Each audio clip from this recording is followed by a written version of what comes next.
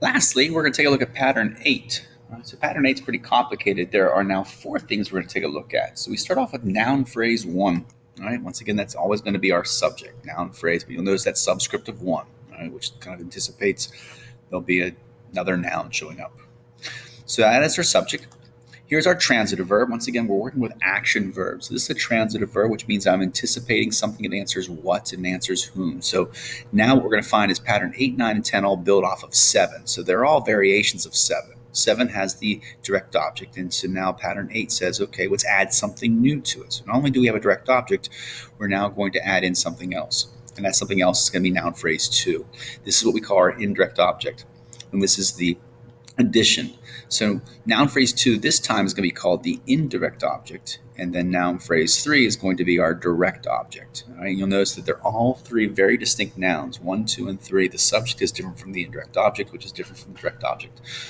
All 3 of them are different. And so what's happened then is you'll notice that the direct object sort of got pushed. So previously in pattern 7, noun phrase 2 was the direct object. So he's still there. He just kind of got pushed off to the side. And so in between there, let's see if I can get my cursor to show up here. There we go.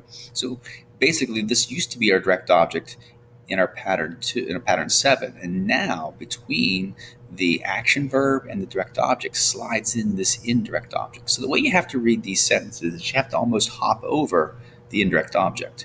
You're going to have noun phrase 1, transitive verb or an action verb, hop over it to the direct object. So really that's why we call it a direct object. You're going to directly travel to it.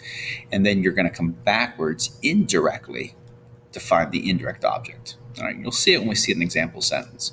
So when we draw these guys, we still have that basic form, which is going to be a subject slot, an action verb slot, and our direct object slot. All right? It's just that our direct object right now is the third noun. So that thing has changed, all right, which is nice. In pattern 7, 8, 9, 10, they all have the same form, subject, action verb, direct object, straight across the top. Now down here is where our indirect object is going to be. It's always down and over underneath the verb. I'll say it again, down and over, and it's always going to sit on the flat part. So here's our indirect object sitting right here. And there's a reason for that. So the indirect object basically answers the question of 2 or 4 what or 2 or 4 whom. 2 or 4 what or 2 or 4 whom.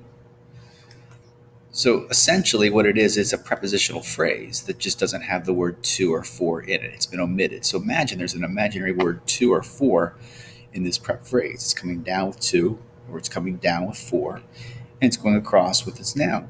And so it's missing, and that's why we call it an indirect object. So you have a couple choices when you diagram.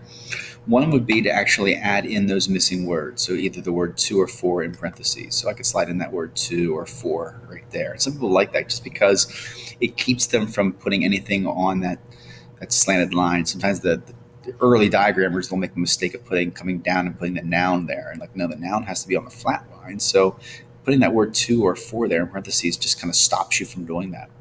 Second option is put an X there. It's a little more sophisticated, but in diagramming, we put X's any place there's a word that's been omitted. And so that's your way of letting us know there's been a missing word or an omitted word. So putting an X on the slanted line, once again, is a nice little, like a placeholder, keeping you from actually having the temptation of putting the noun on that slanted line. And lastly, if you want to, just leave it blank. Probably the most sophisticated way is just simply assuming that you understand that there's a missing word there and not put anything there at all. So you just come down and over and then put that noun right there. All right, so an example sentence. Alonzo gave Brainerd a noogie. All right, pretty easy. You don't know what a noogie is. It's ridiculous. So we have our basic parts, which is Alonzo gave, and he's not giving Brainerd. Remember, the way we read these sentences, you have to hop over the indirect object. Alonzo is not giving Brainerd. He is giving a noogie and then come backwards to Brainerd.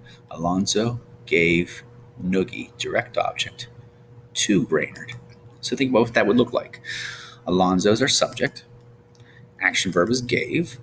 He's not giving Brainerd, but he's giving direct object noogie, sitting way out here, a noogie, and then he's giving it to Brainerd. All right, so that's why it's always underneath the verb, because you're giving it to Brainerd. All right, so here is Brainerd right here. All you have to do is have Brainerd. If you want to put the imaginary word to there, I like that. I like that in the X. It's just simply safe. That's how we take on a pattern 8. Let's do it again.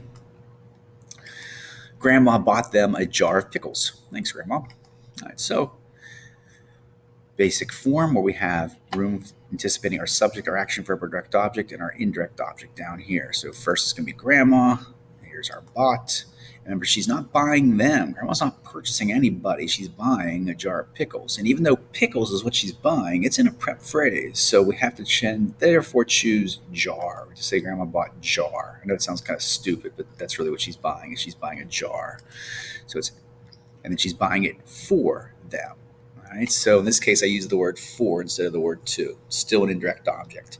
And so once again, we come down and over. The word them is sitting on the flat line, but she's buying it for them. And then we can add in that prep phrase, which is a jar and then jar of pickles. There we go.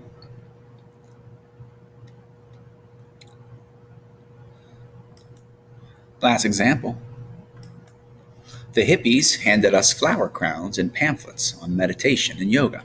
All right, so I can see that I have two direct objects, which makes sure everyone can see that. The hippies are handing two things. They're handing crowns and they're handing pamphlets. So we're just going to go ahead and split it. All right, so let's just do that.